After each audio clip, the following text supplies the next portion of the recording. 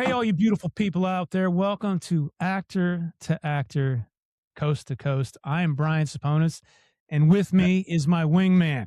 Stanton Rutledge on the West Coast. Obviously, Brian's on the East Coast. That's why it's called Coast to Coast. Coast to Coast. And we are excited to bring to you just a fun and entertaining chat with all kinds of actors. Today, we have a very special guest with us that we're going to be bringing on here in a little bit to talk about things that he's done, his life as an actor, things we've got going on, all that fun stuff. But we got to toast our inaugural show right here, Actor to Actor, Coast to Coast. Toast the initial inaugural show, Actors to Actor. And hello, everybody. This is going to be so much fun. That's the idea. Just want to have fun, entertaining, may learn something, may figure out what makes these actors do what they do. Why are we actors? Why are we actors? That's what this is all about. It's talked about an actor's life. Every actor has different stories. Every actress has fun things to talk about, how they got in the business, what they love about it, what they don't love about it. But why do you want to be an actor? Why are you an actor? I got to say, I'm an actor because I was behind the camera in post-production and production, and then I just saw an opportunity to jump into the acting realm. Plus, I had a couple agents telling me back then, when I was much younger and better looking, that I should try getting in front of the camera. So I did. But then once you get a taste of it, you either get a taste of it or you don't get a taste for it. And if you have a taste for it, and then you start getting that passion, and you'll see this in all our guests that we're going to be having over this first season. It all comes down to passion for the art and passion for the craft. Well, and other than that, I'll get off my soapbox. There's soapbox. Well, the thing is, how many folks have you talked to, Stan, that think acting, you guys aren't doing anything. Acting is so easy, right? It's just such an easy thing. You got to get up there and you're just saying lines, right? And they don't realize that once that camera's rolling, you got lines, and all of a sudden your mind's like, yeah, that's true. That's right.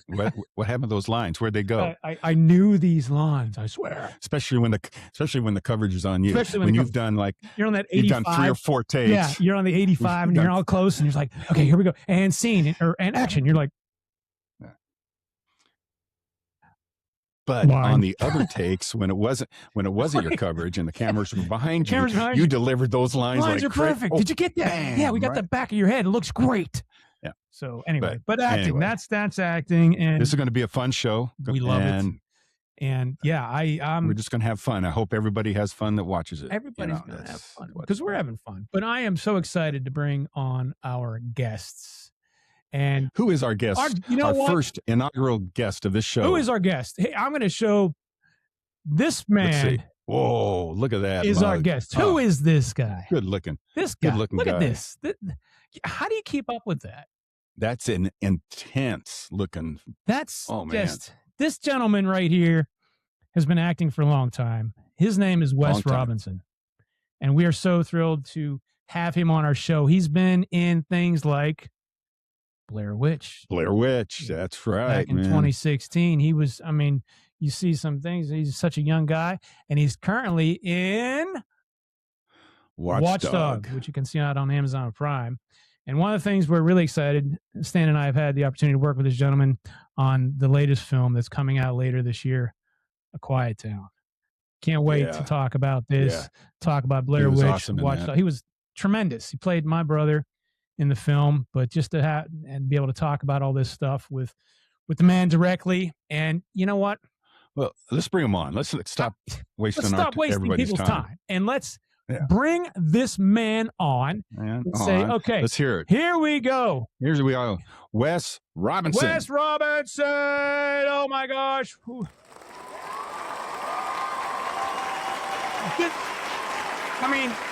The applause is fingers. There he is, the man of the hour, the Tower of Power. Sit down. Sit there. The crowd got a little excited there for the second time. My goodness. Welcome, Wes. Good to see you. Oh, it's good to see you, man. It's been some time. Well, last fall, but that's a long time. What has it been, like 6, 7 months, 8 months? You had a big September, by the way, because not only did you shoot A Quiet Town with us, but then you went and off and got married.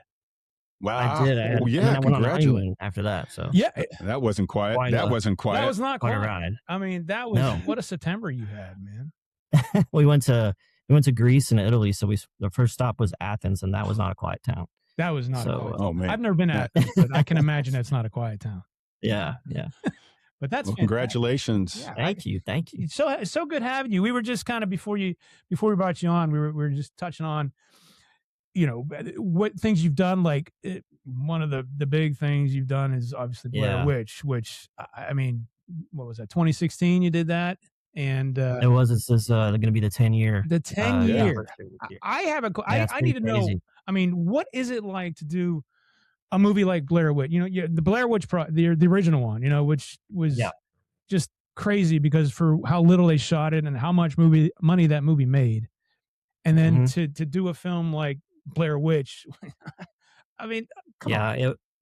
Well, I mean, I was a huge fan of the original. I went to there was a discount theater here. It's since been demolished, but I went to the theater to see it when I was in high school, not to age myself, but yeah, I went and I saw it, and you know, I had no idea that, like, you know, however many years later I would be in the sequel. So that was pretty crazy. But I mean, yeah, it was a huge deal. For like, it was Lionsgate's like big secret, I feel like, for a couple of years, where, you know, no one was allowed to say anything. It was called something else. You know, I auditioned with fake sides and went in, and I actually didn't think I got the role because he was like, Adam Wingard, the director, he was like, do it as a comedy. And I was like, I think he's making fun of me right now. Yeah. But I did, and they were laughing, and then I left and I got on the bus because I didn't have a car at the time. And I was like, okay, I didn't get it, but then I got it.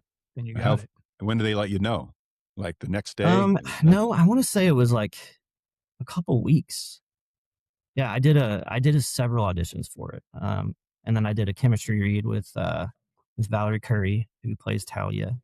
I think she's on The Boys now. I think she's Firecracker on The Boys. And that went well. But I truly didn't know if it was going to happen, you know? And I mean, that happens all the time where you're like, okay, Yeah. just focus on what's in front of me. But when I Right. got it, I was like, this is crazy. And then they wouldn't send me the script, which was weird. I thought that was strange. And I was like, something's not right about this. Something's different about this one. And then they're like, you can come into Lionsgate and have this lady watch you read it. And so that's what I did. I went in their offices and like sat in this room and read the script with this lady watching me read the script. Yeah. And then they brought me in the office, another office, and told me what it was. Wow. Yeah. Well, that is Crazy. top secret stuff. Yeah. Wow. It was definitely an adventure. It feels like it didn't really even happen. It's just crazy, you know. Well, that's the thing. Like it's something that you dream about. Something that big. I you know, as an actor, you obviously you audition for so much stuff, and like you said, it took 2 weeks, but you never hear anything, or if you're lucky, you may get a no. But most of the time, you're like, they just don't tell you. I feel like anything, you know, that's something that people don't realize that aren't in the business, that you don't hear things. You don't hear anything. And in fact, the only time I remember like that being different was a very short time frame on the movie when I was in Vancouver shooting it. I auditioned for a couple pilots, and I had actual feedback, and I had like the casting call my manager and be like, okay, we're going to make a decision on this day, or, you know, we'll let you know. And I was like, okay, things are different now. They're going to start telling me this stuff, which was exciting, but that went away. Has since never returned, by the way. But yeah, that's like it's something. Thanks, COVID. Oh yeah, you don't get to find out. No, you shot that in Vancouver. Is that what you said? We did. We shot it in Vancouver. Nice. Mm-hmm. First time I'd ever been there. Yeah, I'm sure it was great. It was beautiful. Yeah. I actually really love Canada. We went to Toronto to TIFF with it, so I got to go to different sides of Canada and, you know, experience like the side that would speak French and the side that didn't. More so. It was cool. It was really cool, really beautiful. We did some hiking, ironically, which you'd think we wouldn't want to do that, but we did it. How many months were you in Canada shooting that? I want to say it was like 6 weeks. 6 weeks? Mm-hmm. Yeah, it wasn't too bad. And in the summer, so there's beautiful places to visit. We had a fair amount of weather that would affect us here and there, but for the most part, you know, it was pretty nice. It was a little bit cold at night when we do like the campfire stuff, and it'd be like really late in the morning. It was pretty cold, but you know, it could have been frigid and I'd have been happy to be there. So, well, I'm planning on watching that again. Yeah. Yeah. Because I have to say, I It's on haven't seen it yet. HBO, So I fourth, gotta watch it. fourth time, third or Fourth fourth time, time? but yeah, I don't know. I was a Blair Witch fan too with the first Oh, the one, but first I one was was much great. older than Wes. I wasn't in Yeah. high school. Yeah. They're making another and, one now. Are they So making another one? they start, I believe, some maybe October or something. Yeah, the Making first another one, one. it's just amazing what they did with the first one in terms of how they shot it and just how it took off and how many people thought it was real. It's like, okay, this is not Yeah. real. I mean, I think I saw an interview with Heather Donahue, the woman that plays Heather. Yeah. Ironically, her name, and she said something about like being parked in LA under a billboard with her face on it and having like no money at the same time, which was a trip for her.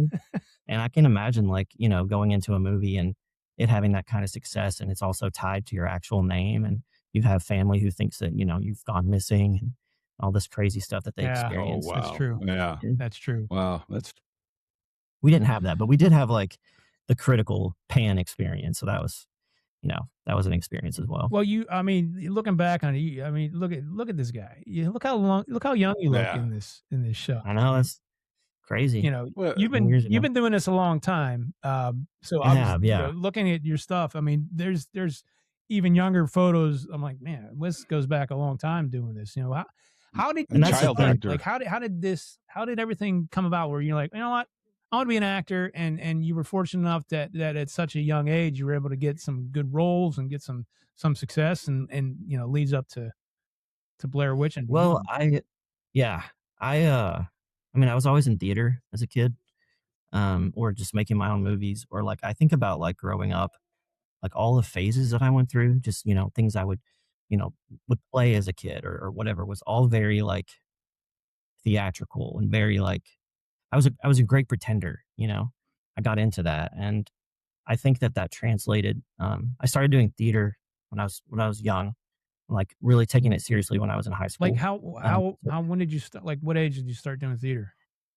I don't know the exact age for theater. It was probably 8, Oh 9. wow, okay. Yeah. Yeah. And then like I had I mean, I was that kid that had like there's a picture of me my mom has. I should have sent it to you. It's me standing in front of a TV that she swears that I was telling her I was going to be on TV one day. And she's like, okay, Wes, whatever you say. That doesn't surprise me. And she's, you know, she's a pretty honest person, so I believe her, but it's just pretty nuts. So she's like, yeah, okay. And she's like patting me on the head. Sure. But no, you know, and it was something I nourished in high school. I did, I had all these drama classes, and I actually took them all that was offered. So I had to go like to the Board of Education and get them to like grant me the ability to take like a 3 and a 4 of like theater arts, and to just, you know, to stay in there, you know, throughout my high school experience. And then I'll of course do the plays, and there was an independent film I did, which was actually ironically, the same time Blair Witch Project came out. The indie film that I did in my hometown, we went as a cast to see the Blair Witch Project together. Interesting. Which is crazy. Interesting. Yeah, to think about now, but you know, it's just always been something that's been there. I turned 19 and I got in my mom's Nissan Xterra and I drove across the country, and I stayed for 2 years without a car, without a bed. I had an air mattress. Auditions, I would take trains to buses to cabs and backwards. So East Coast or West Coast? Which coast were you?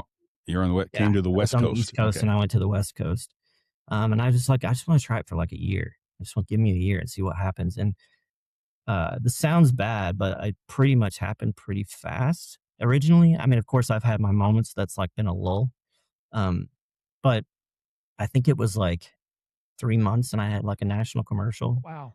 And so I was making some money. Yeah. And then I auditioned I was like super naive too. So I didn't know like what not to say in an audition room. So I remember when I went in for this series that Dick Clark produced called American Dreams, I went in the room and I did my audition, and the casting director was like, she said something. She gave me like a redirect, excuse me. And I said, she said, you look down. And I was like, this is really hard. You know, and mind you, I've been there for a few weeks, you know. She's like, what do you mean? I was like, I'm trying to get my SAD card. They won't give me a shot. And so help me God, she cast me. And I feel like it was like the one time that being outspoken really worked out.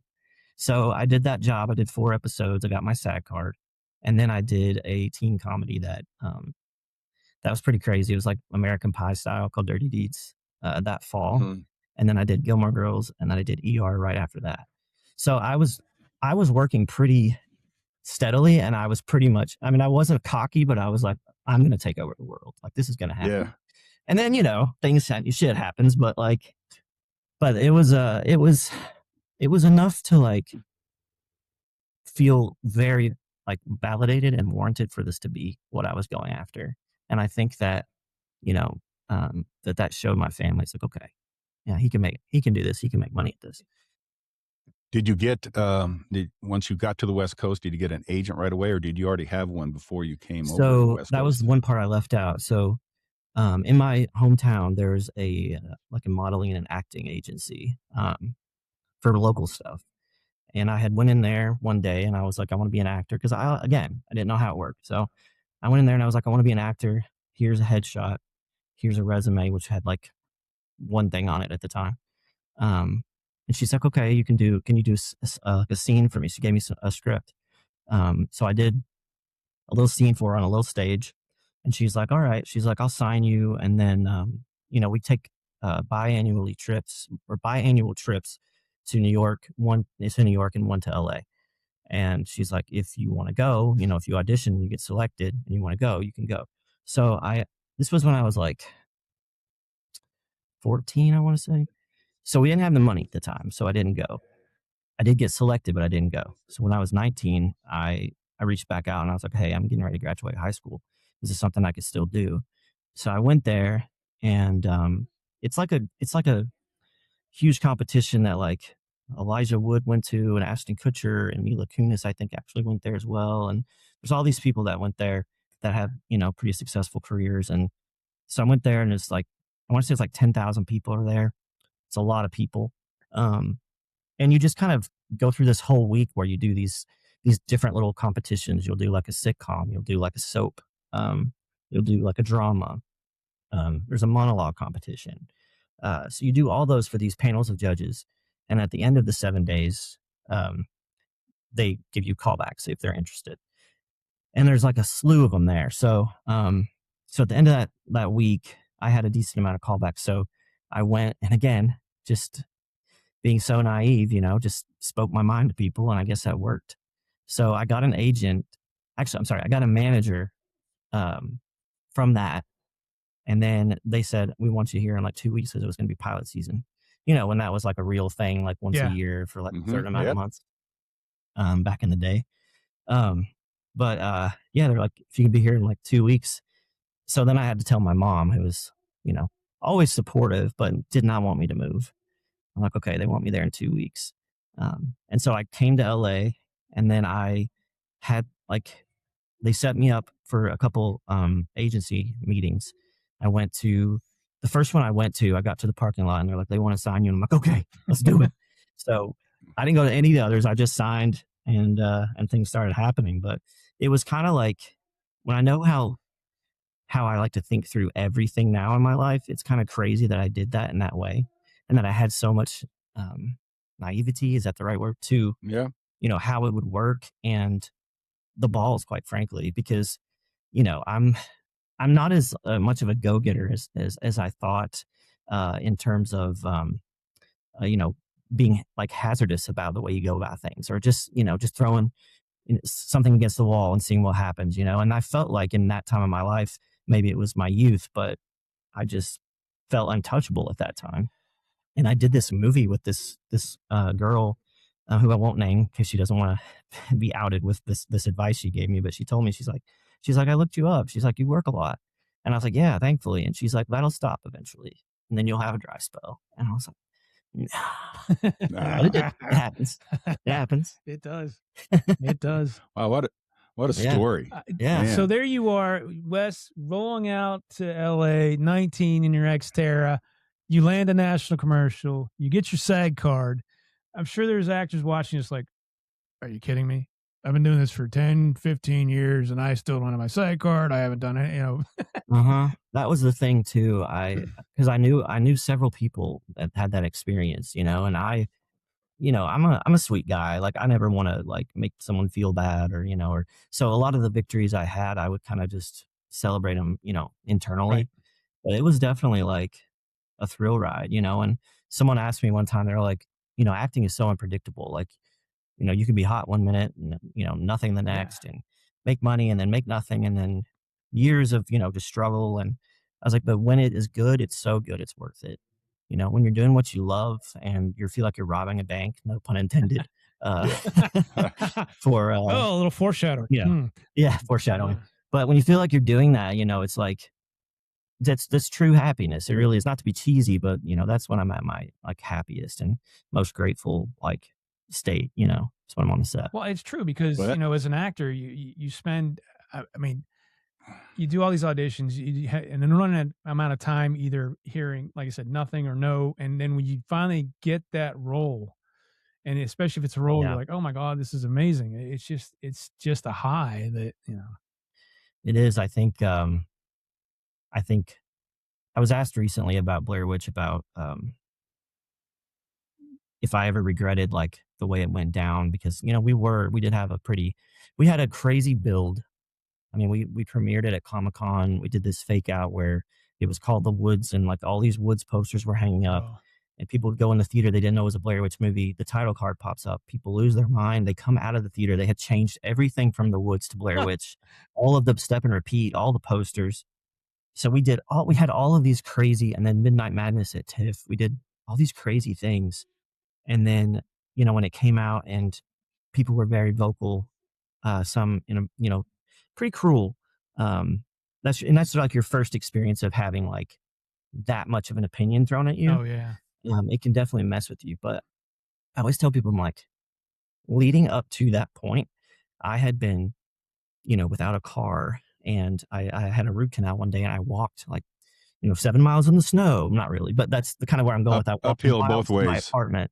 Yeah, and you know, I did so many auditions, and I tested for so many things, and I didn't get so many things that went on to do super well that would have been life changing. And so I was like, I truly believe like when I got that role at that time of my life, because I was also going through something that was pretty personal at the time, that it was a blessing and it was extremely like fought for. I worked really hard, you know, to make that happen. And so I like I will never have regrets for that. Wow, Yeah. cool. No, Wow. that's awesome. I mean, that's the thing that people don't, you know, you see an actor like they're in some big movie and they think it's the overnight sensation, and they don't see the 10, 15 years of getting to that point that, you know, it's not always that overnight, it's the 15-year overnight sensation thing. But I mean, Yeah. you have And that a was, great story in terms of like just, I think your naivete and kind of just not knowing how it should work absolutely 100% I worked in your think it worked favor. in my favor. Oh, 100%. 100%. Yeah. I mean, 100%. that's kind of I I couldn't do that at I this went, point. so I went out there in 2004. Um, I booked Blair Witch in 2014. So 10 years of, and keep in mind also, I'm a huge horror fan. I've always loved horror movies. Um, and I had never really gotten the chance to do, I had gotten to dabble a little bit with like some episodic TV that was like, I was a Ghost vampire Whisperer. in one. Yeah. And stuff like that, you know, stuff with like a spiritual element or ghosts or whatnot. But like, you know, it being that genre specifically and in that franchise specifically and in the timing that it was and the experiences and how much I really truly my spirit needed that at that Yeah. time, it was just really really something. It really was. Yeah. That's a good point. I mean, Do you need tissue, Wow. Brian?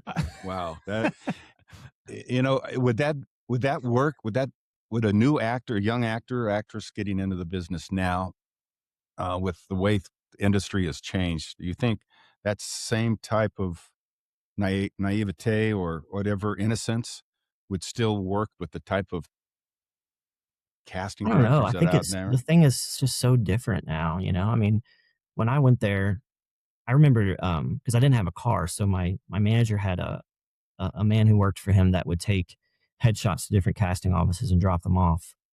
This was before, I mean, sorry, I'm old. This was before, like, the digital stuff, like the Yeah. digital submission. So like a carrier would take these headshots and drop them off the casting and their resumes, and they would sift through them. And so, like, it was just such a different time, and I was telling my wife, recently, I was like, when I like had my success in the business, like my biggest amounts of success, I was in the room for everything.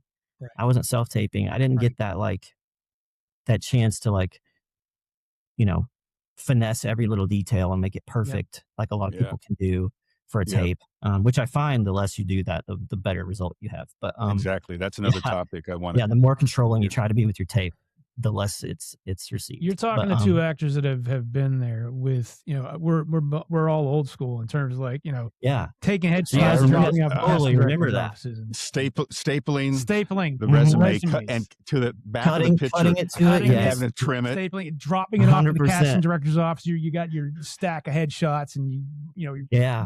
blowing your yeah. budget on printing Yeah. out headshots and Yep. resumes.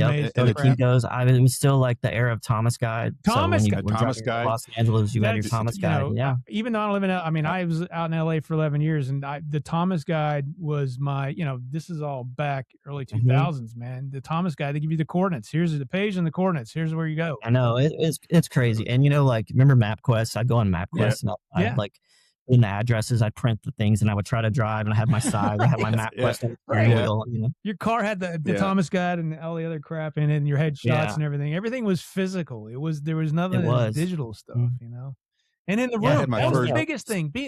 I miss going in there, like the self. Yeah. Did you? By the way, I don't mean to get sidetracked, but I heard something or other that there's some actors that are actually doing their auditions with AI. Did you hear anything about that? Yeah. No, I've They're heard that. actually Like how? What do you mean? they're Like, taking a picture of themselves, and they're Yep. feeding that in AI and having AI do the audition for them. Yeah. I don't know Still if that's look- true. That Still looks like a video it game. still though. looks like That's a video, great. but I mean, come on, man. yeah, I- that's nuts.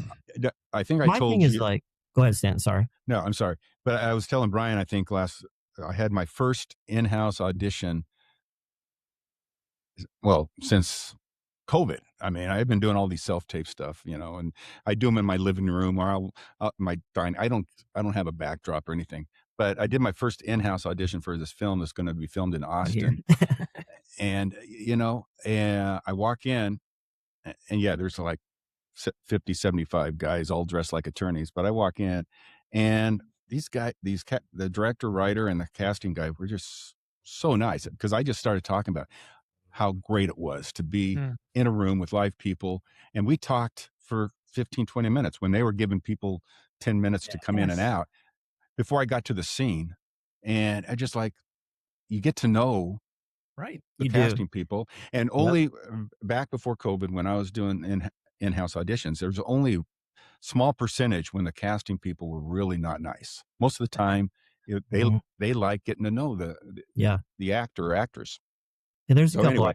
of that weren't so nice, but Yeah. I know. But a lot of times Like, why you would go you- in the room and they're pulling for you, because they want Yeah, to which was find nice. that I'm like- actor so their job's done. They want right. Yeah. You would think that would be like number one on their list to just make you as comfortable as possible to Exactly. get the result that they want out of you.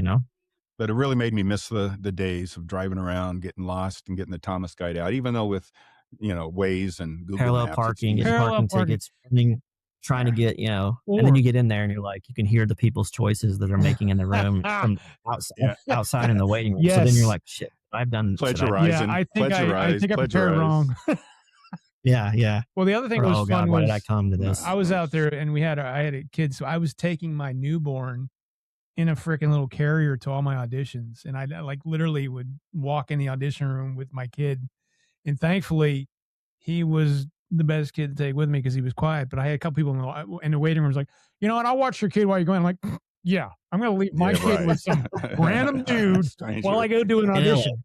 Yeah, no, I'm taking him in, and none of the casting directors, funny. nobody ever had a problem with me bringing my kid in to the audition room. I just set him down and I do my audition and go. But that's another thing people don't think. I was like, what am I going to do with my kid? I got to take him with me Mhm. to the auditions. And, you're doing It these makes things. you appreciate. I used to bitch a lot about. I was like, man, that might have been went differently if the reader was better. But now it's just like there's a whole different set of struggles now. Whole Just different finding stuff. a reader, Yes. finding someone who's available, and Yes. um, Absolutely. but I definitely, like, as much as I say that was a stressful time, and it was, I do miss that time. I do miss Yeah. because I mean, Right there with you. you kind of got familiar with like who your real Yep. competition was too. Yep. You're like, oh well, he's here or he's Yeah. You here, see so I the same better. people at the Yeah, audition. you see them over and Yep. over again, and then I I don't know, and then I just think that like the business has changed so much. I don't know if people now will experience it in that way ever, as far as their naivety and like, I don't know. That's a good I question. I don't think it will I come worry a back. little bit about I it, think especially with like all of the capabilities. I mean, if you do an audition with AI, how do you know you can do it on the set? that was one of the comments. Like, okay, your AI is going to do something great, and then you get on set, and it's like, who the hell is this guy? Yeah, yeah, yeah. Yeah. I think self-tapes are here to stay. I think yeah. it's They probably are. spoiled a lot of people in the production side of What do it. you guys think about the pool of talent? Do you think? See, I it's so accessible now from anywhere. Like I remember, of course, when we were there before, it's like you had to kind of be there. Mm-hmm. I'm Mhm. sure like they make decisions on local hires pretty easily. Like if an episodic role comes up that's like they need them in 2 days, maybe they'll hire a local hire instead of flying somebody. But I mean, for the most part, like, what are your takes on um, the state of how things are in that way, like self tape to in person, and like how things have changed? Well, for me, it's the business. I've, been around it since the mid '80s, not acting, but production. And the industry has changed. The decision makers are different. They're not Hollywood. More so, they're just accountants or more business oriented, not art oriented. Yeah, Um, and I'm working on these shows with these young actors that they're just been in the business a couple years since they didn't even go through COVID. All they've known is self tapes. Yeah. That's all they interesting. know. Right.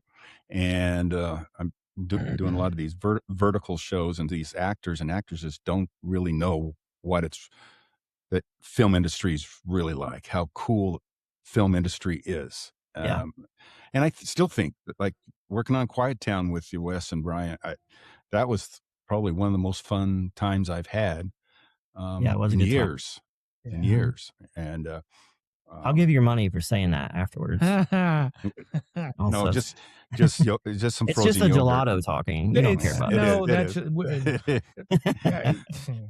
yeah. But it's true. I mean, I agree with you, and I think that the other thing is too, it makes acting, I guess, more accessible for a lot of people because you don't have to be in LA or you don't have to be in New York. I know when I left LA, we moved back to Pittsburgh in 2015. I actually got busier. I know this is all pre-COVID and all this stuff, but I actually got busier when I got back here between starting our own production company and just the things I did. It was kind of weird. I don't know if it was the whole like, oh no, he's an LA actor back in Pittsburgh. Like they put you on some kind of pedestal, which is a little weird, Yeah, silly. that's probably true. Yeah, But yeah, there people kind of looked at treated you a little different. I'm like, guys, I'm no different than anybody else here. There's so much talent hmm in Pittsburgh that There is yeah, a lot of talent in yeah. Pittsburgh. So, but I think it's just in general the whole self tape, since you don't have to be at the ballpark, which is LA per se, you can, everybody's always looking on Actors Access or wherever they're getting their postings from, and they're throwing in a self tape. And a lot of these independent films, I know we do it. You put out a posting and you say, I just need a self tape, and you're getting auditions from all over the country. Yeah. yeah. That's a whole thing too. Is like with COVID and being in Kentucky. Um, I mean, I truly had no idea that there was this much of an independent film scene on this side of the country. I don't know why. It's probably just because I lived over on the West Coast and I didn't have to think about it or ponder it. But like, you know, um, there's definitely been times in my life where I'm like, maybe I'll like stop now. Maybe I'm good. But then it just falls in my lap again, and that sounds bad, but it feels like fate. It does. It feels like anytime I try to get negative about it or in my head about it or stop or take a step back, something happens that like reignites that, that passion. But yeah, I had no idea like there was, such an independent film scene on this, side of the country. And Well, I did. there's no choice. Yeah. Yeah. Well, And Hollywood blew I it. mean, go ahead. Hollywood blew it. Yeah. California blew it. Yeah. So the film industry, independent industry on the East Coast and the Central Coast, Texas, Atlanta, not as much as New York as I thought there would be as far as the growth of independent films. New York already had good things going, but I mean, there's a lot of good productions happening all over the East Coast. And well, and that's like I said, there aren't really, and there's no studios out here. So either you do it yourself. I mean, one of the reasons we started our production company is I wasn't going to sit around and wait for the phone to ring. We're going to make my own stuff. We're going to tell the stories we want to tell. We're going to do it the way we want to do it. And if people like it, they like it. If they don't, they don't. And then I can bring in actors like you guys. I mean, and I know why you're busy, Wes, and I'm going to blow a little sunshine up your butt because you're tremendous. You're a tremendous actor. And, it's no surprise that you're working all the time because you are so good and you have a very strong look and you match that with such fierce talent that, it's easy to see why you're working and why it came so early and easy for you, man. And I think it's great. So, I'll give you a big what it is. I just want to work with Wes again. And we will. Let's do it. We will. 100%. Yeah. Dickie's Revenge. Out of context, people are like, what? Dickie's dead. Well, Dickie doesn't have the movie will be coming out this year, ladies and gentlemen. And Quiet Town has premieres coming up in September. We're going to talk about A Quiet Town, but I want to shift gears a little because I do want to touch on this film that's out now on Prime for Watchdog. So that film's been we've been trying to get the right deal for that movie for several years, and we finally got it, and it's now on Prime. I don't know. I think it's going to be on the Apple Store soon, or it has already been added to it. But yeah, we did that. We shot that in 2022. Wow. And so it's been a minute since we shot that. And it just released this year. I was talking to Felissa, who I was doing a little film with out here a few weeks ago, and I was talking about Watchdog because I had watched it and really enjoyed it. And Wes's performance was over the top. But anyway, she was saying look at this guy. You stayed in the same house. You just lived there. We did, 3 weeks. How do you not want to go see this movie? Look at this picture, man. I know. I mean, come on. Dude, that is a badass picture. Anybody would kill to have a picture like that. Oh, thank you. No pun intended. That is a cool picture. That is a great picture, man. I will pat myself on the back for that one because I'm like, we need to take a second while we're shooting and take some promotional photos for the poster and stuff we took a couple of the people on the movie and their cameras. We took pictures of just the knife and there's some set of dishes in the movie, which will make sense if you watch it. Yeah. Just little inserts of, things to use for promotion. And that was one of the pictures and it came in handy, but it's tremendous, man. It's that's a fantastic photo. So, thank you. Yeah. So like I said, we did that in 2022. I did it with Felissa Rose, Mark Patton, who was in the Nightmare on Elm Street 2. Daniel John Kearney, Chaney Morrow, Celeste Blandon, myself, and I'm not. A lot of names I know, man. A lot of names I know. Yeah. And I think what's so cool, it's hard because I never want to, say anything that would seem like anything's less than. But when you take like a very, very low amount of money with very limited time and a small crew and one location, thankfully, and a group of actors, and we're all staying in the same house. It's like camp. And, you make a film, you get pretty attached to that, that process. And I think a lot of times people have a hard time watching independent films with the right lenses. You know what I mean? Yeah. To know that like, hey, this is not a studio film, like obviously, but when you think about all the factors, it's a pretty damn good movie. You know what I'm saying? Right. And the only thing that really separates it, I guess, from being, it's a great film, but that extra level of quality is money. Yeah. That's it. I don't have studio kind of cash that I can go out and, rent a $250,000 lens to make this thing look freaking exactly amazing. Well, when I was watching it, I wasn't even thinking about lens or, production values. The acting was so good. The story was intense, and there surprises. And damn, can I say damn on this show?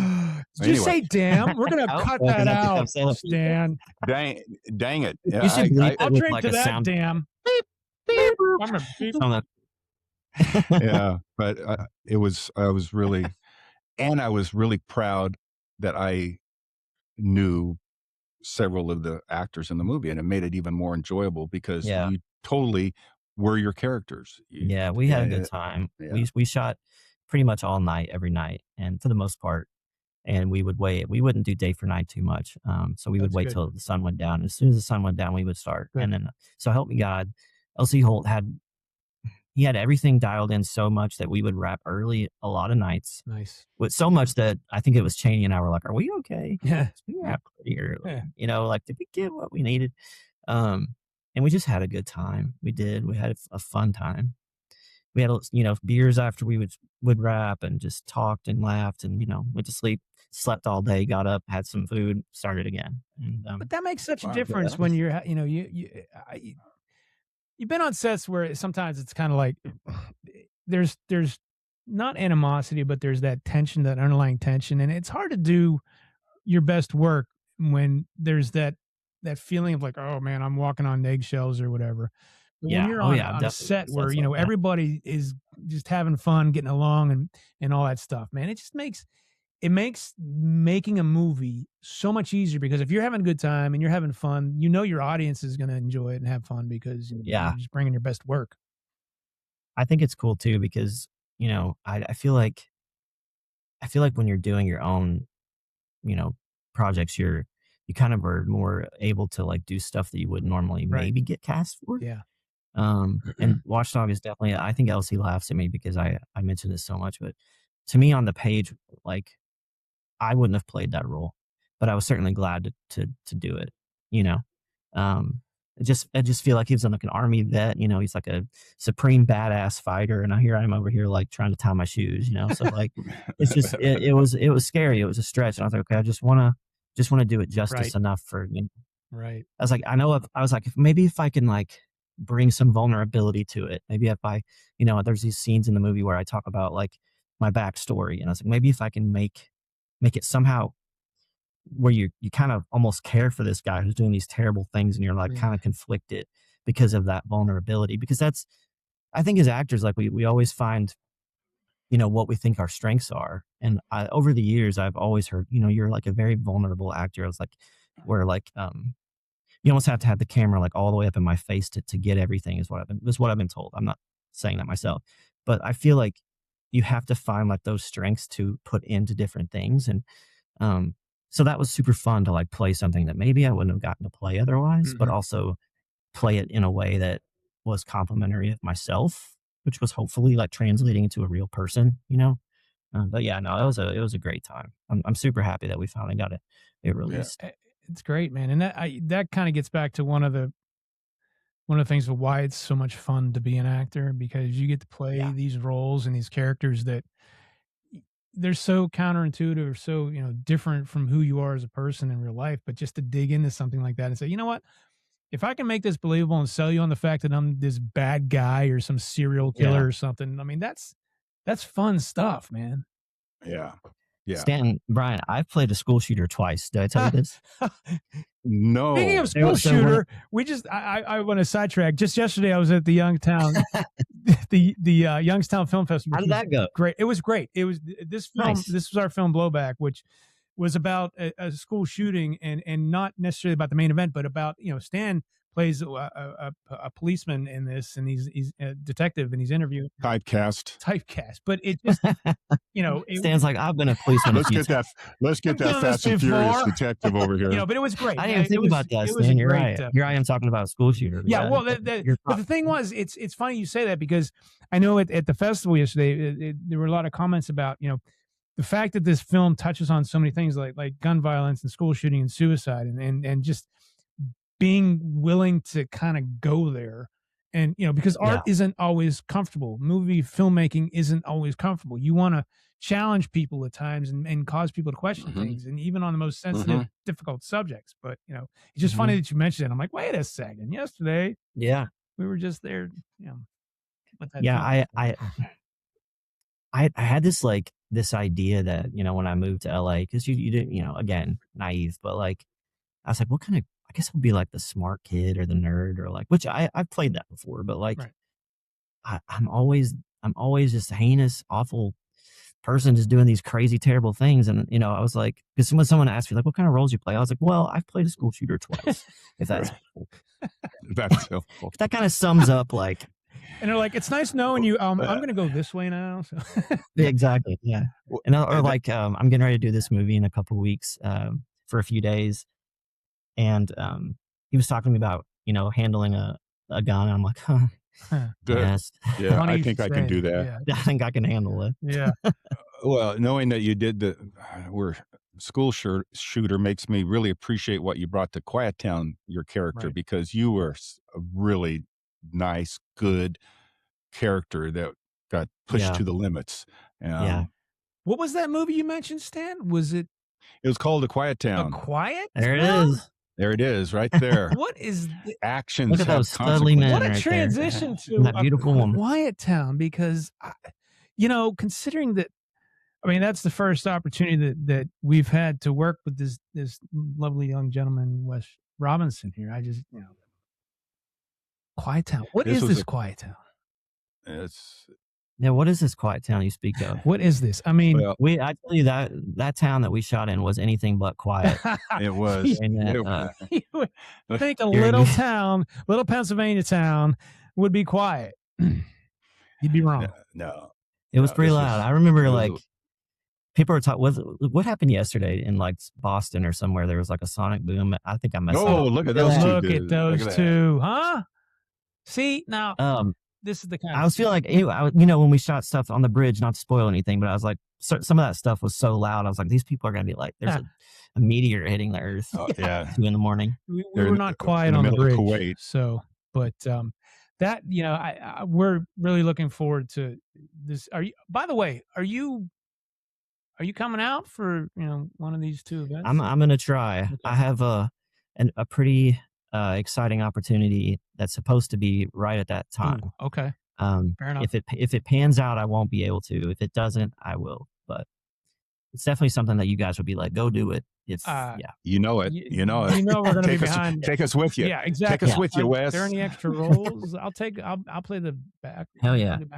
Yeah. So I went either way. Basically. Good for you, man. No, that's exciting. Celebrate or get to go do something fun. But for the viewing audience, A Quiet Town is an awesome film. It comes out this fall, and it stars Wes and Brian, and it's a great story about how a quiet town can really get exploded. You know what this would be a good time for, Stan?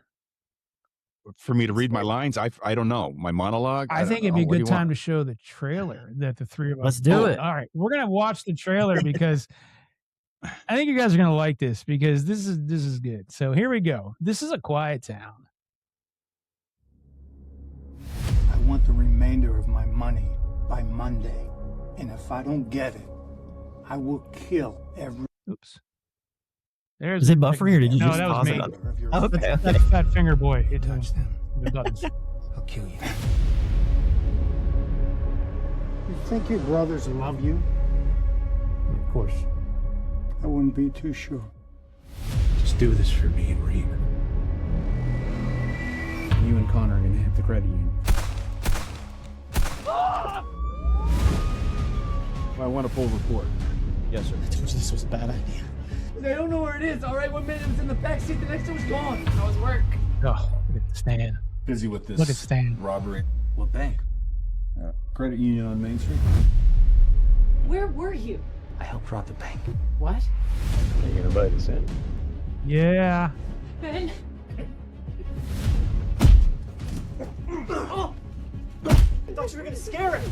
Right, let's go.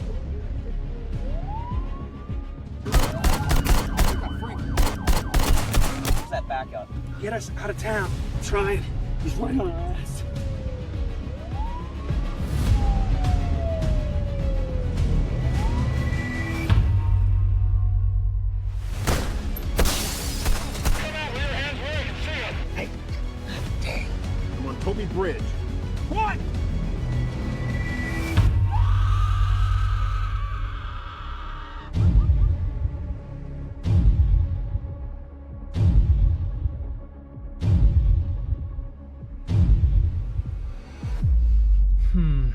you a gambling man? What? Yeah, man. And of course, Jesse the man. Jesse. What's up, Jesse? Jesse. I mean, come on. Like, yeah, it's fun. It's gonna be. It's just. It was so great having you part of that film. I mean, just. Thanks, man. It was great to be there. I had a really great time and had a lot of great gelato too. Wait, you mean like the gelato? The gelato we had? Which ironically, there's no gelato in that photo. There is no gelato, but we're sitting at the gelato table. It's just in our tummies. It's through that window. Through that window. If I could point to this picture, it's like right there. It didn't take much convincing. First, I went over there by myself. Who was the first one that initiated all the gelato? I want to know. I feel like it was you, Stan? Was it you, Stan? Yeah. And then I went over there just because your web of gelatoism. They had an apple pie a la mode, and it just like orgasmic for me. And I went over, and I think Wes was one of the first person. He's like, let me tell you about this orgasm I had. Yeah, the base camp was in the building right next to it, so we were all hanging out there. That's true. You did suck Wes. I went over and I told Wes, you got to come over here, and then Wes came over and he liked and what's funny is I'm not even a gelato person. That's why you told me. To Stan, and I was like, okay, I'll that's go why you told me. Stan. And so help me God, I had it. I'm like, oh man, this is a problem. And it was right next to where we kept all of our gear and stuff. So I was like, okay, this is gonna be, and I always trying to like stay in shape or get in better shape, and then I'm like, just killing me. Yeah, it was a thing.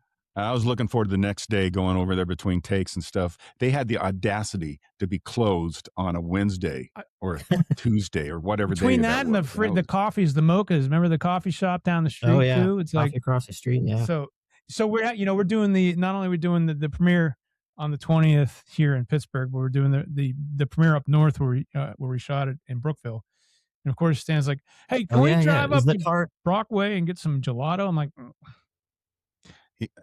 Ryan said no. It's drive-in, or yes, the drive-in. That's the drive-in premiere. Yes, Brockway. That's in. Okay. Well, it's actually in Brookville, which is about 20 minutes south of Brockway. I was gonna say I didn't see a drive-in while we were there. Yeah, no, it's you wouldn't have seen. It's in Brookville. So it's about, like I said, about 20 minutes away from Brockway. And Stan's like, "Oh, we gotta go up to Brockway and have a gelato." I'm like, "We don't have to." Well, I didn't know Brookville was. I thought it was just like right. I mean, it's relatively close. It's not like it's in another. Stan will get in his car right now and drive there. I would. Well, he's going to be here in September for this, so he's going to be like, "Hey, let's drive up to Brockway and get some gelato just for one of the days that he's here." So why not? Well, I do know Brian will have some ordered down to Pittsburgh, so when I get there, you can get it ordered to you. Can't you order it to your house? You can. It's probably not the same. Though. In dry ice, they pack it in dry ice. Come on, it's not. Do you know this because you've done it? Look behind them. You see the empty cartons back there? The empty cartons of gelato in the back?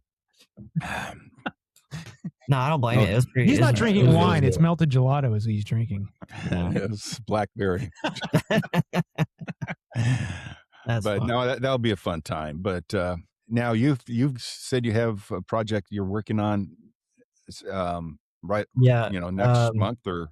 Yeah. So at the end of June, I'll be up in Ohio shooting for a few days on a feature. Where? It's called in Dayton.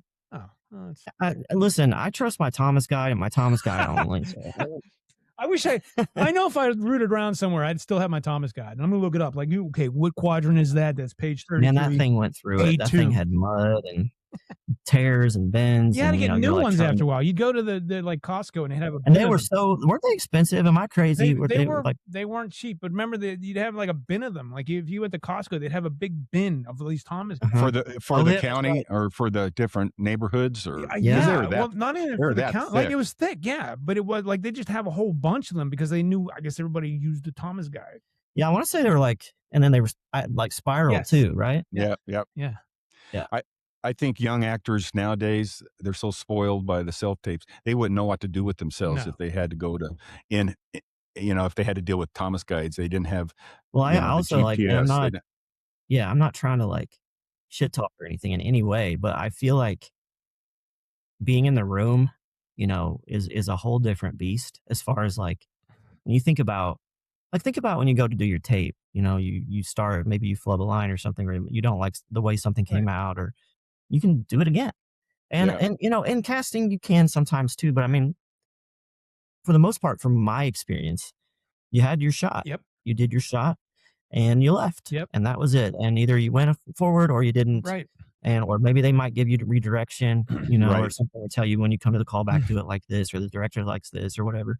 But like that is a different kind of pressure. Different animal. It really is. I mean, and I say that because we should pat ourselves on the back because that's not easy. And like to go It isn't. into, a producer call or whatever with 7 people, maybe 3 of them are not even looking at you, but Right. like they're there. Right. Right. It's stressful. It was. I'm like, I never ever say this, but I'm proud of myself that I accomplished what I did during that time.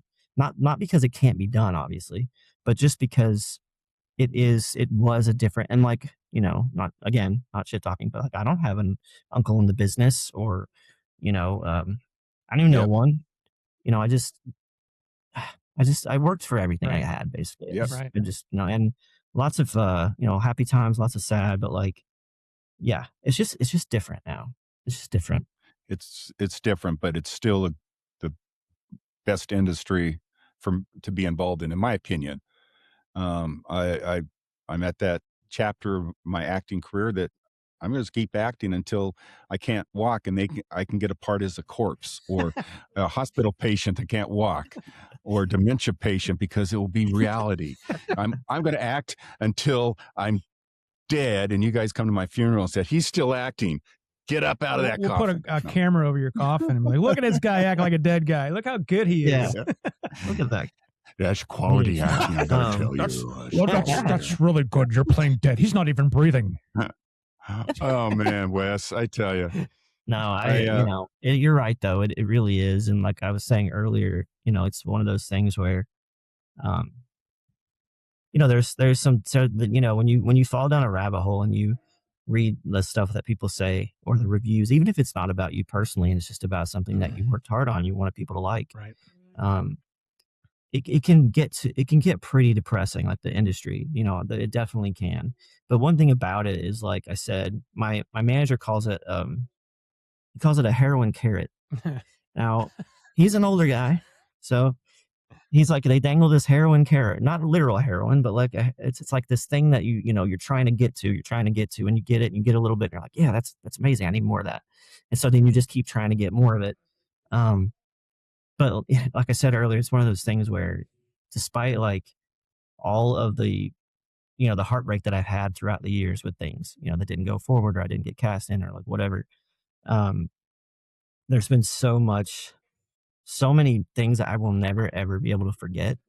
Memories that that I can say I have, maybe other people don't. And it's again, it's not I'm not talking like crazy big about myself or anything. I just mean like those are special to me. Like those kinds of things I never things that I never expected. I mean, I had a poster of Jennifer Love Hewitt on my wall as a kid. And then I got to do Ghost Whisperer and work with her. Yeah. And the whole time we're doing the scene together, I'm like, what is going on? Yeah.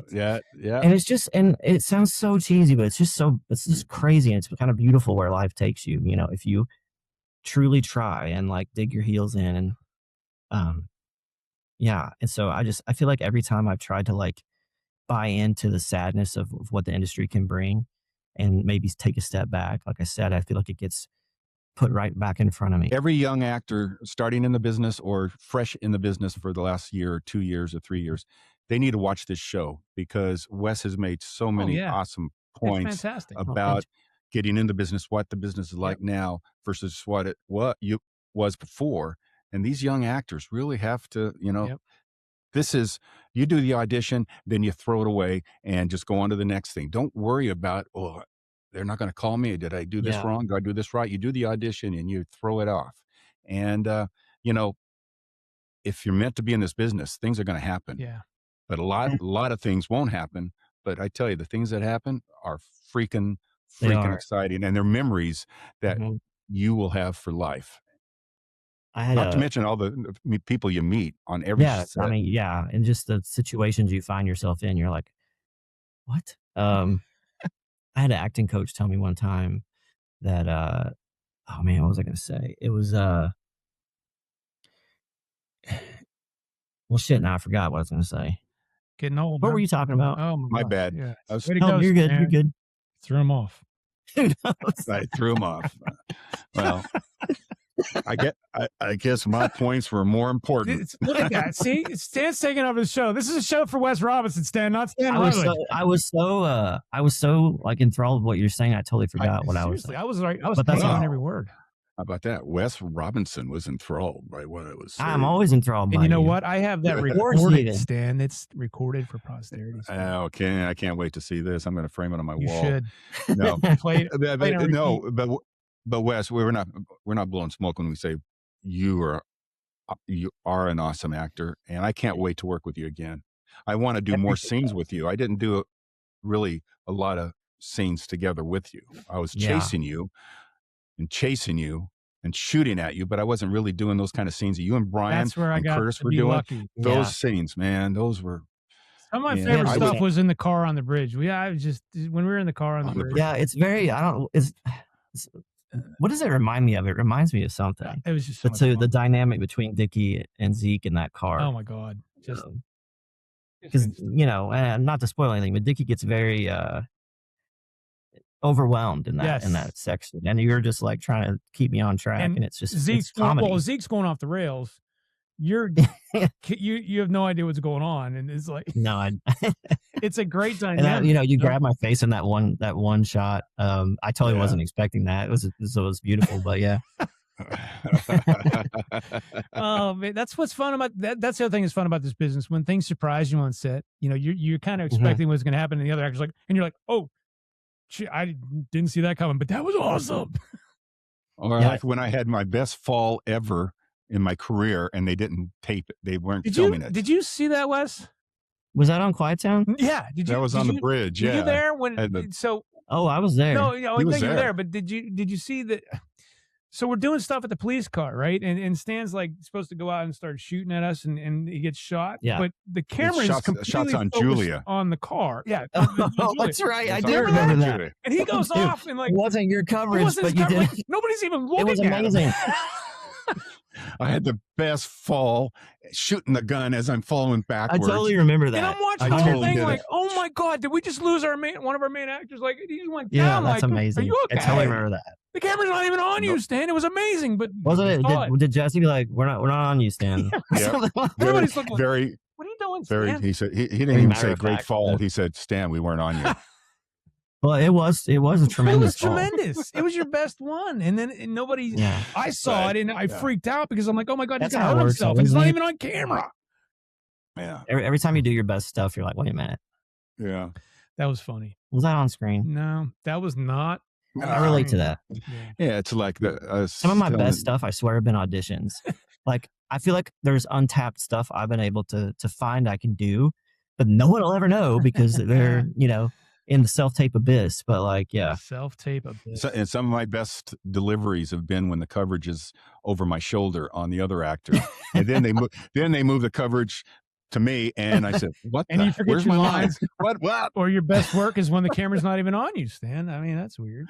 yeah, Yeah, or like that's you know, right. or when you have like, I don't know, 10 minutes to shoot 2 pages Yeah. randomly because you're running out of money and time at the Yeah. location, and then Yeah. they're like, they just run and gun it, and then you do it, and you're like, oh, it's like fight or flight. All of a sudden, you're Right. like, wow, You're so That focused. worked. Like, okay, I got this. yeah, because you knew you had to get it, Yep. So Yeah, I've been Interesting. there. Been there, man. That's awesome. I'll never remember my point, Stan. Not gonna remember it, but and I Well, have you to- will remember it, and you're going to let us know. Do a self tape. We'll do a and we'll insert a it. podcast episode addendum Yeah, where update. Wes remembers what he was supposed to say. I'm getting let- old. let That's me- what happens when you get older, you know. Yeah, Oh, it's- don't forgetting talk stuff. about getting old. So Wes, let me ask you this: after spending this quality time with Brian and myself, would you come back as a guest another time? Oh, I would love to. Good. Oh, yeah. I'll always talk about the business. I love it. Good. And that's Yeah. what this show's about. Is Yeah, and I think it's cool because I mean, so like, there's been times in my life where I've interacted with people like just passerby, and they'll like find out something that I did later, or they'll like be like, hey, I was watching something and I saw you. I didn't know you. I had no idea, and I'm like, it's really not something that you lead with or talk about. I mean, you don't want to sound like an ass or something, and so I just it's just nice when you can talk about something that you've worked at and you're proud of, and it's like an open forum and it's okay to do it. Yeah. Yeah. Which is what this is. That's exactly So, what this is about. And like, Yeah. we appreciate you coming on and giving, Yeah. like Stan said, you know, if some young actor, somebody's out there watching this and you've provided so much information in terms of like behind the scenes of getting started, what you're dealing with. But at the end, how rewarding we as actors find this business, because once you get that role and you get in some film that you're just so excited and passionate about, my God, it's just, it's everything. Yep. You know, It is. It really is. It's so cheesy, but it's very true. I don't like, I used to, I'm a spiritual person. I remember like being on certain sets and just being like, thank you, God. Thank you, God. Yeah. Just for the opportunity to be there. Yeah. My grandma, who I lost recently in the last few years, Sorry to hear that. she used to watch ER all the time. And I can remember sitting on her couch watching ER with her. And when I booked, it was just I think it was a co-star. It wasn't even a guest star on there. And I had like 3 lines, maybe like 2 scenes. And it was in Burbank. They shot on the Warner Brothers lot. So I was, on the set of like where County General, their hospital was. Mm-hmm. And I'm just looking around and I'm thinking like, my grandma's going to be, because my grandma's my girl, I was like, she's going to be so proud of me right now. So just being able to like have those moments where you're like, that have such a profound effect on you as a person. Yep. Like, it just feels like you accomplished something that's really, really important to your spiritual self. I don't know. It's hard to describe it, but yeah, it's a beautiful, beautiful business. It is hard. And it's, it's very discouraging a lot of times, but when it's good, it's really good. I think the thing that makes it hard too is there's so much in this business that's out of your control. Like I can't control my heights. I can't control my looks. I can't control, I can control so much, but a lot of decisions are based on things that you have no control over. And that's why you have to learn, like, I can't take things personally. You leave that, like Stan said before, you leave that audition, you let it go, man, because I can't control anything at that point anyway. And, you've been there where it's like, you think you're perfect for the role. You've done amazing, like Sir Lawrence Olivier could have done a better audition. And you're like, yeah, I got this. And they're like, your earlobes are too big. And you're like, what? My earlobes are too big? What the hell are you talking about? Yeah. 100%. It's crazy how casting decisions are made. It really is. But if I was a young actor watching this, I would be motivated, excited about what I want as a career. Listening to the comments that we're all making, because it's not an easy career, but it is so rewarding and so much fun. Yeah. And, it is. It's so much fun. It is.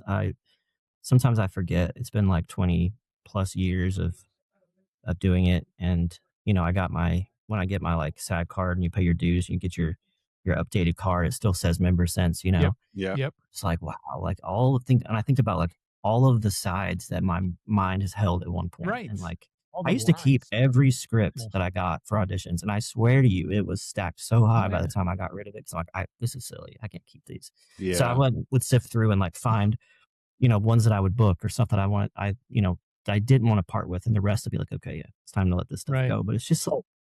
I wish I would have saved I wish I would have saved the Red Line script, which ended up being Fast and Furious, because that script would be meaningful.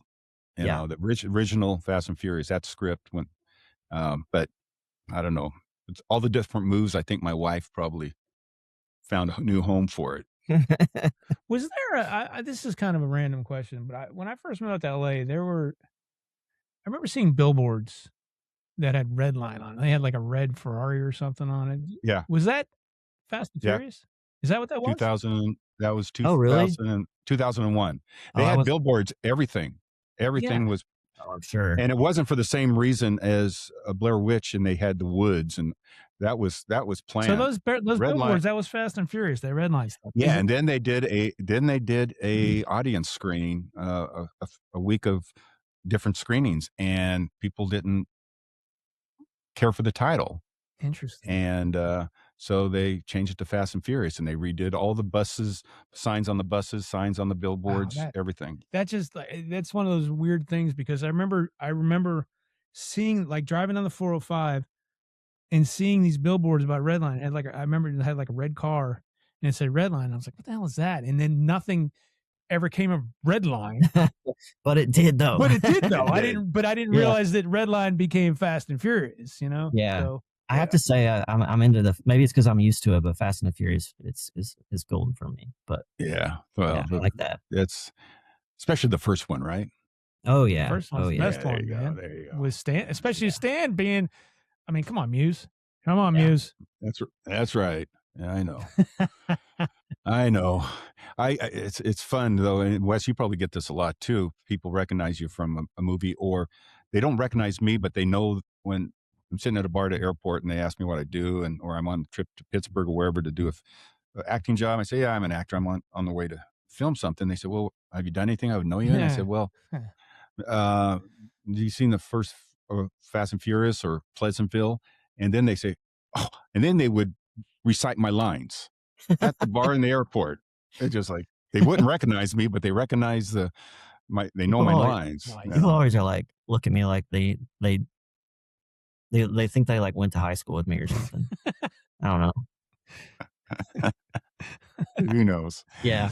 I'm like, maybe we did. You just have that face. You have that recognizable face. Right. Now that, go back to that black and white image of Wes. I think that's on your IMDb page or where. You mean but that is ridiculously cool. Yeah, that's a great Thanks, shot. man. Yeah, that's a few years old as well. I gotta get new hope. That's like a James coat shots. That's like so intense, man. There's so much energy in that shot.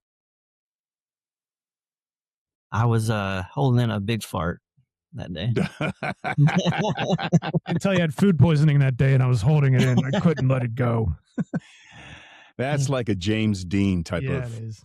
feel, just cool, Yeah. tough, cool, and don't mess with me. That's what that picture is. Yeah, that was a fun shoot. The lady that shot that, she's a good friend of mine. She I met her on a set of a short film I did called Obituaries, and she was the set photographer. And she we hit it off really well, and she we became friends. We stayed in touch, but on that set, she was like trying to take some little promo shots of me. So she'd steal me away here and there, and we'd take pictures of me like, looking moody at a locker, and then like looking dangerous in an alley and things like that. And we stayed friends. And I went up to see her, she has a studio now. So I drove up to see her studio and to visit her, and we took a little session, and that came from that. So. Wow, it's fantastic. Sweet. Yeah. But connections and friendships. And that's the thing too. It's like, it's a small world. Like even in the industry, like, people are like on this movie that I'm getting ready to do. I know someone who's worked on it previously, or who I've worked with previously. And like, with her, it's just, you really got to like respect people and treat people kindly, not because it's just the human thing to do, but also because you will see them again. Mm-hmm. You will. In some way. And it's a small world.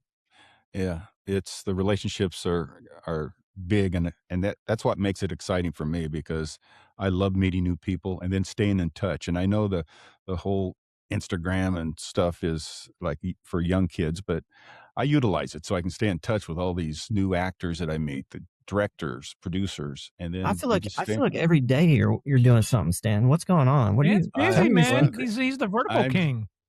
I'm doing a lot of these vertical shows. It's nuts, but it keeps my old mind busy memorizing lines. They shoot 100-page script in 10 days. Jesus. It's ridiculous. It's insane. And it's crazy. I don't know how those work. I'll admit it. Is it just like, do they use is it an iPhone, or am I? No, they use regular. They use the standard film cameras, digital cameras, and they shoot a lot of them horizontally. And I've done a couple SAG ones too, that they'll shoot it horizontally, and then they will frame it up. They'll crop it up. But as an actor, it's a whole different way of acting. And I love it because it's work, and they keep calling me to play dads or whatever, different dad roles, but you can't move as much. And I like to move when I'm acting. Yeah. You're in this frame, and you have to stay put. And, but it's fun. It's keeping me busy, keeping me out of trouble. And, hopefully, do you do most of them in LA? I do, but there's a lot that are filmed in Canada, in Australia, China, Atlanta, Hawaii, but and it's always, you know, the young guy and the young girl. And then I've played the mafia guy. I played a cult leader. I've played all sorts of different characters, and it's great. They release, is it like, do they release them on like TikTok and stuff? On TikTok is one platform, and there's some different apps on your phone and iPads that you download, and then you can watch. And they break them down in a minute and a half episodes. So it's a 90-minute film broken into a minute and a half episodes. It's ridiculous. Yeah, I'm always seeing. I'm like, dang, Stanton, calm down. Save some for the rest of us. Jeez. No, you're doing the big stuff. I've done about 23 of these, and each one has averaged over 35 million views. I don't know if that's paying views or each one. That's crazy. Yeah, they get a lot. It's a huge market. I need to be better at like trying to understand and follow like the way things are currently. Yeah, it's just so like used to the way things have been in my head that I'm just, you know, I need to stay more up to date. But that's insane. I did not know that. Yeah, it's crazy, and you know, and Disney and Netflix, you know, Hollywood's poo-pooed it 2 years ago. Now they're creating their own content. They've got onto the bandwagon because the audience is out there. Like the horror genre, that market is so huge. This vertical, because the audience, they don't have that mindset or that patience to go to the theater like they should. Yeah, they're at work or at school, and they'll watch a couple episodes. They'll turn it, and then they'll go back to it. No, it's so crazy how much things change. Yeah. Mm-hmm. It's really crazy. Yeah, that's fascinating. I had no idea. I mean, I've obviously heard about verticals and such, but like I didn't know like the ins and the outs of it. They're coming to get me. They're coming to get you. They're coming to get me. He's got something going by his window. They're coming to get him. Yeah, we're close to the hospital, so we get sirens occasionally, and sometimes when I fall down the stairs, then my wife she only has a mile. I knew you were going to say something like that. I was waiting for it. Oh man, Wes, this has been so much fun. What a great way to break in this new show. Thank you again. Yeah, I'm super excited for you guys. See what, you know, who else you get on, and like to hear it and to check it out. Yeah. Well, you've been great, and really appreciate you taking the time and you know, talking through everything with us, man. You've just been tremendous, and just always tremendous to work with you. And we will be doing it again at some point because yes, sir, it's going to be fun. But Wes Robinson, man. Wes Robinson, thank you so much. Thank you so much. And we'll be talking to you soon, man. You take care. Thanks, guys. All right.